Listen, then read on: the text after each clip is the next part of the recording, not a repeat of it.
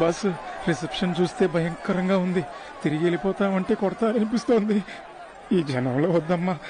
ఇంట్లో కూర్చొని ట్విట్టర్లో పెట్టినాం అనుకో, మ్యాటర్ ఈజీగా అయిపోద్ది. ఏదో కాల్ చేస్తారు, పేల్ చేస్తారు అన్నారు. ఆ టైప్ లో ఏం లేదే. నేను చెప్పేది నువ్వు వీళ్ళు కొట్టకుండా అరస్తున్నారే ఇప్పుడు. దానికి కారణం ఉంది. నువ్వు ఈ నియోజకవర్గంలో నుంచోవటం వల్ల ఓటుకి డిమాండ్ ఎక్కువైపోయింది. 5,000 ఓటు ఇప్పుడు 9,000 అయింది. వాళ్ళ చేతిలో డబ్బు పడాలంటే నువ్వు ప్యానల్తో ఉండాలి చెప్తున్నా. ప్లీజ్ మాట్లాడకండి, మాట్లాడకండి, కొంచెం మాట్లాడకండి. Silence, silence, silence. Thank you. మా ఐటీ స్టూడెంట్స్ జరుపుతున్న ప్రోగ్రామ్ ఇది. ఈ ప్రోగ్రామ్ ఫేస్బుక్ లైవ్ లో వస్తుంది. ఇదొక సరదా ప్రోగ్రామ్. వీరిని మేము ఇక్కడికి ప్రచారం చేయడానికి తీసుకురాలా. మీరు ఇప్పుడు వీరిని ఏమైనా అడగచ్చు, అల్లరి చేయొచ్చు, ఎగతాళి చేయొచ్చు.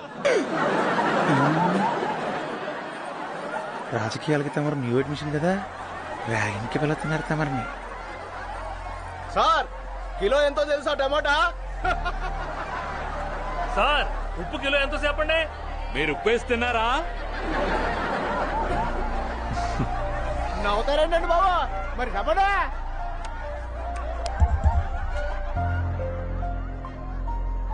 అందరూ సెటైర్ మూడ్ లో ఉన్నారని నాకు తెలుస్తోంది. నిజంగానే నాకు టమాటాల కిలో ఎంతో నాకు తెలియదు. కనీసం టమాటాను చూసారా ఎప్పుడైనా? చూపించరా ఒకసారి. సార్ ఇదో చూడండి సార్. అయ్యో బుద్ధి తక్కువ.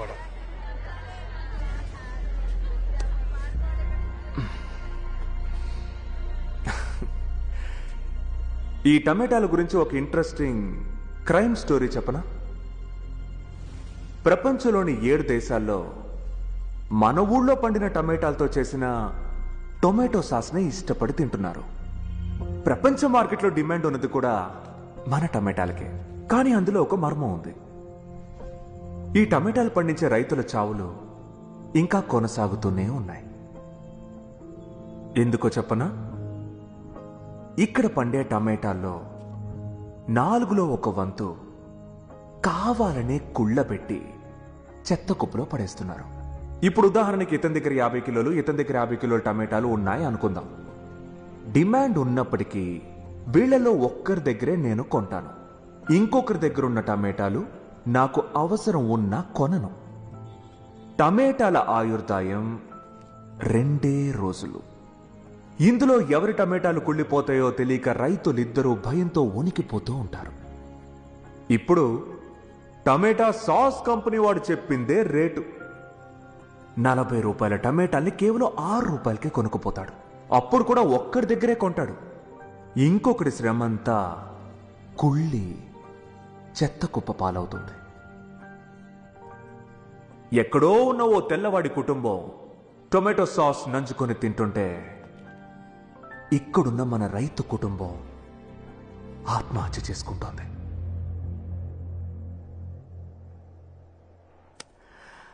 అందువల్ల ఈసారి టమాటాల్ని విసిరేసే ముందు దాని వెనుకున్న రైతుల గురించి ఆలోచిస్తే బాగుంటుంది.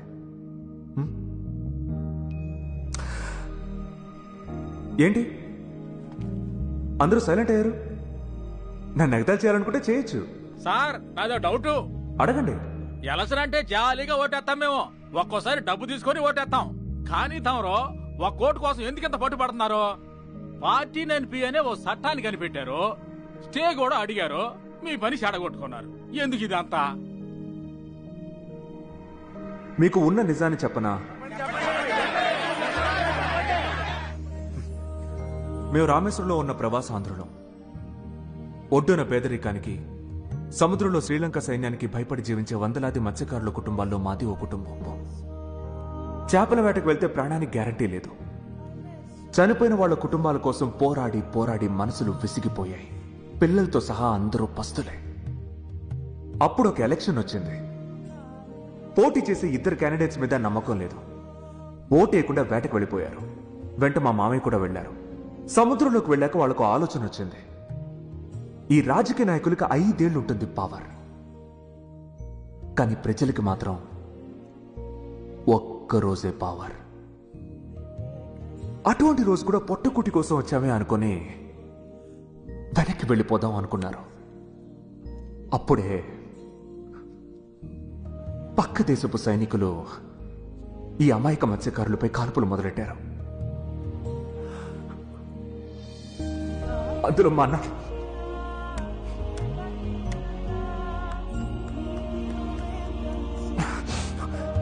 మా నాన్నతో సహా 13 మంది చనిపోయారు. అందులో బతికిన వాళ్ళు గాయపడ్డ వాళ్ళని పడవలో వేసుకుని పడవని ఒడ్డుకి తీసుకెళ్లేటప్పుడు బుల్లెట్ దెబ్బ తగిలిన మా నాన్న అన్నారట, నన్ను ఒడ్డుకి తీసుకెళ్లొద్దు, ఈ శ్మశానం, పూలదండలు, మేళం వీటన్నిటికీ 2000 ఖర్చు అవుతుంది. ఆ డబ్బుతో నా బిడ్డలు 2 ఏళ్లు కడుపు నిండా తింటారు. అందుకని నా శవాన్ని సముద్రంలోనే కలిపేయండి బతిమాలారట. ప్రాణం పోగానే పడేశారు సముద్రంలో. అందరూ సముద్రంలో హస్తికల్ని కలుపుతారు. మేము మా నాన్నని కలిపాం. ఆ ఎలక్షన్లో గెలిచిన వాళ్ళు ఎవ్వరికీ ఏమీ చేయలేదు. మత్స్యకారుల సంఘమే మా అమ్మని చదివించింది. మా అమ్మ స్కూల్ టీచర్ అయింది, మమ్మల్ని చదివించింది. పట్టుదలతో చదివాను, పట్టుదలతో. వచ్చిన ఇంటర్వ్యూస్ అన్ని అటెండ్ చేశాను. ఏ ఊరికి వెళ్ళినా, ఏ దేశానికి వెళ్ళినా వచ్చేస్తాను.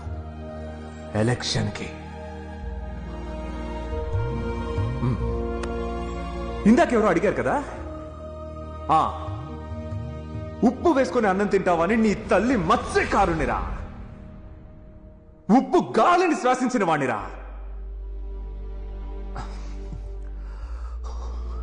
సారీ. మీ అందరిలో ఈ ఊరు వాళ్ళు కాకుండా పొరుగు నుంచి వచ్చిన వాళ్ళు ఎంతమందో చేతులు ఎత్తండి.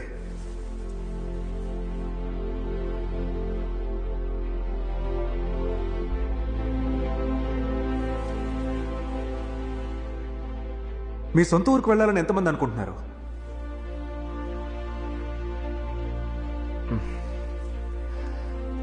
ఎందుకు వెళ్ళాలా? సార్, అందరం కడుపు చేత పట్టుకుని బతుకు తెరువుకు వచ్చిన వాళ్ళం. మీది రామేశ్వరం, నాది పేదవలస. ఊరికి పోవాలనే ఆశ. తిత్తిలి తుఫాన్ దెబ్బకి జనం ఊరోజులు ఏడకొత్తంటే ఇక నేనాడికి సొంత ఊరికి పోయేది. నాది కొత్త వలస, చక్కెర వడ్డీ సమస్య. నాది చెంగైపాలెం, రౌడీ మొక్క సమస్య. నాది చిట్టివేలు, కరువు సమస్య. రాజపాలెం, కిడ్నీ సమస్య. గోదావరి నీళ్లు చూస్తే మళ్లించలేదు, కృష్ణానదా రాలేదు, పట్టుసీమ కలగానే మిగిలిపాయే. సొంతూరుకెళ్ళి ఏం తాగి బతకాలా? 13 జిల్లాల్లో పలు రకాల సమస్యలు. సొంత ఊళ్ళోనే బానిసలుగా బతుకుతున్నాం. ఇంకా మౌనంగా ఉంటే వేసుకున్న బట్టల్ని కూడా ఊడదీస్తారు. దీనికి ఏదో ఓ రోజు సమాధానం చెప్పాలి. ఏమన్నారు సార్? ఇంకోసారి చెప్పండి. దీనికి ఏదో ఓ రోజు సమాధానం చెప్పాలి. ఎప్పుడు ప్రశ్నించారు సార్? ప్రశ్నించకుండా సమాధానం ఎలా వస్తుంది? ఇప్పుడు వీళ్ళు చెప్పిన అన్ని సమస్యల్ని ఓ పేపర్ మీద రాయండి. నేను ప్రశ్నించబోతున్నాను సీఎం పుణ్యమూర్తిని. 3 సార్లు ఏలిన మీరు ఈ సమస్యల్ని ఎప్పుడు పరిష్కరిస్తారని తిన్నగా వెళ్ళి అడగబోతున్నాను. ఇప్పుడే, ఇక్కడి నుంచే తిన్నగా. సార్ ఇప్పుడు అక్కడికి వెళ్ళలేం సార్. పుణ్యమూర్తి గారు పార్టీ కూటమి ఏర్పాట్లలో ఉన్నారు. ఇప్పుడు అక్కడికి వెళ్ళడం సేఫ్ కాదు సార్. అడగాలని డిసైడ్ అయ్యాక వెంటనే అడిగేయడం నా అలవాటు. అయితే మేము వస్తాం సార్.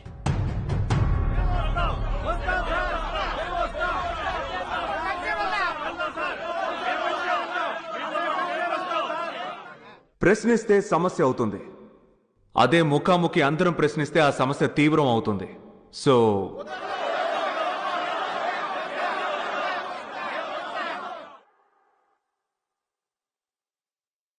వెళదాం. అయ్యా, ఇక్కడికి సుందరొస్తున్నట్ట మిమ్మల్ని చూడటానికి. ఇక్కడక పరుగు పెట్టిస్తా. అది బైక్ లో వస్తున్నట్ట. చెట్లు నాటితే వర్షం పడుతుందట. ఎంతటి వెర్రి మాటలవి! చెట్లేమైనా సముద్రంలో ఉన్నాయా? అక్కడ వర్షం కురవట్లేదా? ఈ మాట అంటే నన్ను మూర్ఖుడు అంటున్నారు. అంటే సై సై అంటే సై నువ్వే చెయ్యకు బ్లండరు నెత్తిపై తండరు పడిపోతీరో.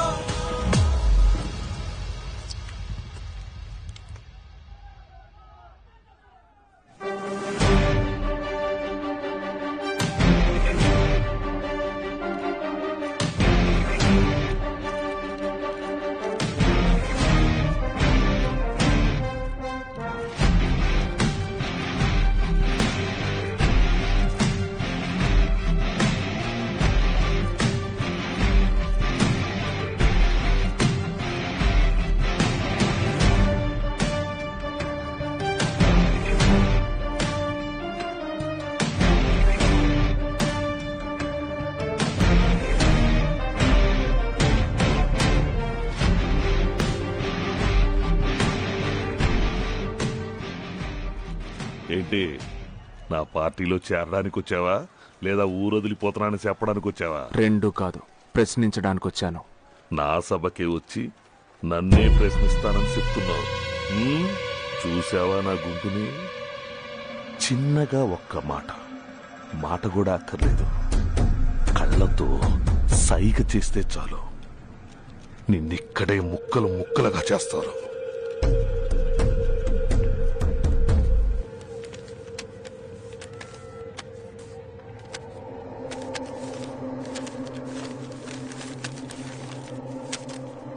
ఇవన్నీ 13 జిల్లాల్లో ఉన్న పలు రకాల ప్రజా సమస్యలు. జనం చాలా కష్టాల్లో, పేదరికంలో ఉన్నారు. ఇవన్నీ ఎలక్షన్ పూర్తయ్యాక నెరవేరుస్తానని ఆ మైక్లో ప్రామిస్ చేయండి. మీ నియోజకవర్గం నుంచి నేను తప్పుకుంటాను. సింపుల్.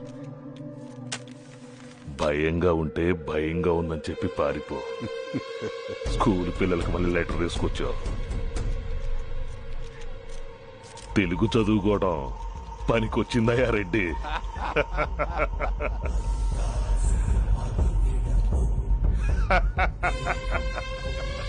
ఏంటిది? మేం 30 ఏళ్లుగా దేని నమ్మి రాజకీయం చేస్తున్నాము, దాన్ని అరటావు కాగితంలో గీకి తీసుకొచ్చావు. ఇవన్నీ మేం పరిష్కరిస్తే పేదరికం పోతుంది. పేదరికం పోయిందనుకో ఓటుకు డబ్బు తీసుకుంటారా? తిండి కోసం అల్లాడాలి. రోజు పస్తులతో చెవుల్లో సౌండ్ గుయ్యమనాలి. అప్పుడే మేమిచ్చే 5,000 రూపాయలు తీసుకుని కుక్క పిల్లల్లా వచ్చి ఓటేసిపోతారు. ఇది నీకు ఇప్పుడు ఎంతసేపు చెప్పినా అర్థం కాదులే. ఇందా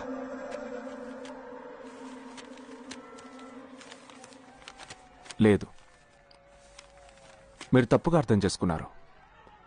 వాళ్ళు పస్తులైన పేదరికమైన కొంతవరకే తట్టుకోగలరు. అది మీరు వాళ్ళ ఆత్మాభిమానాన్ని టచ్ చేస్తే, జ్ఞాపకం ఉందిగా, రైతుల ధర్నా.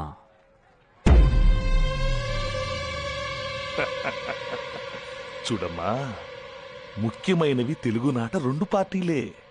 ఒకటి నాది, ఇంకొకటి ఆ మైక్లో మాట్లాడుతున్నాడే ఆడిది. కొన్నాళ్ళు సొంత కుంపటెట్టుకుని ఇప్పుడు పాత గుడ్డికొచ్చేశాడు. ఇప్పుడు నాది ఫుల్ మెజారిటీ. ఇక మీద మీ జనం నా మీద కోపంతో ఓట్లేయాలనుకుంటే సబ్బు గుర్తుకి 100 ఓట్లు, చీపురు గుర్తుకి 200 ఓట్లు వేసుకోవాలి. అంతేనాయ్. మొన్నటికంటే మెజారిటీ ఉంటే దీన్ని ఇంకా స్పీడ్గా పరిష్కారం చేయొచ్చుగా మరి. అరి పిచ్చోడా, ఇందులో వచ్చే డబ్బుతోనేరా నేను వీళ్ళందరినీ కొనగలుగుతున్నాను. 175 మంది ఎమ్మెల్యేలు, 36 మంది మినిస్టర్ల సోర్సెస్ ఆఫ్ ఇన్కమ్ నీ చేతిలో ఉన్న ఈ పేపర్. నన్నొక్కడిని ఎదిరించి ఒక్క నియోజకవర్గంలో నుంచొని ఏ ఉద్ధరించిపోదామని. నెక్స్ట్ రాబోయే నా సర్కార్ ఎదిరించేవాడు లేని సర్కార్. కొత్తగా ఉంది కదూ?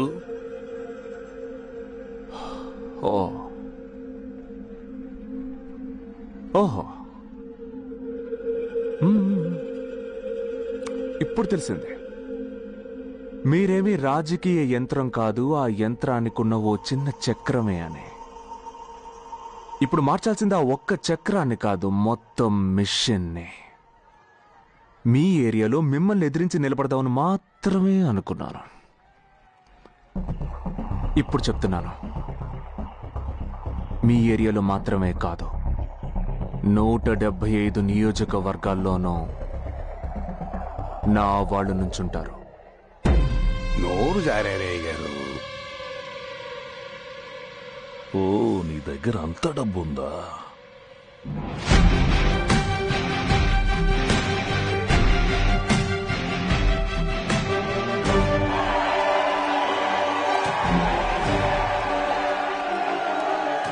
మీ గుంపులోకి వచ్చి నేను చిక్కుకున్నానన్నారు కదా, మీరొచ్చినప్పుడు ఎంతమంది ఉన్నారు, ఇప్పుడు ఎంతమంది ఉన్నారో చూడండి.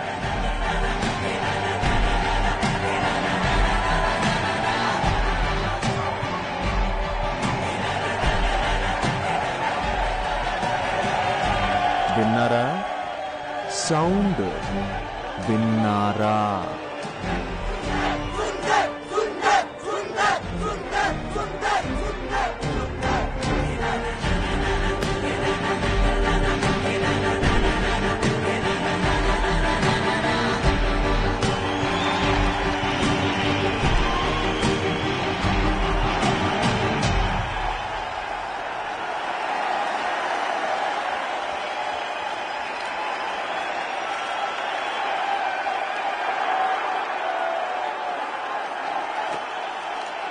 ఈ ఒక్క రోజుకే ఇంతమంది.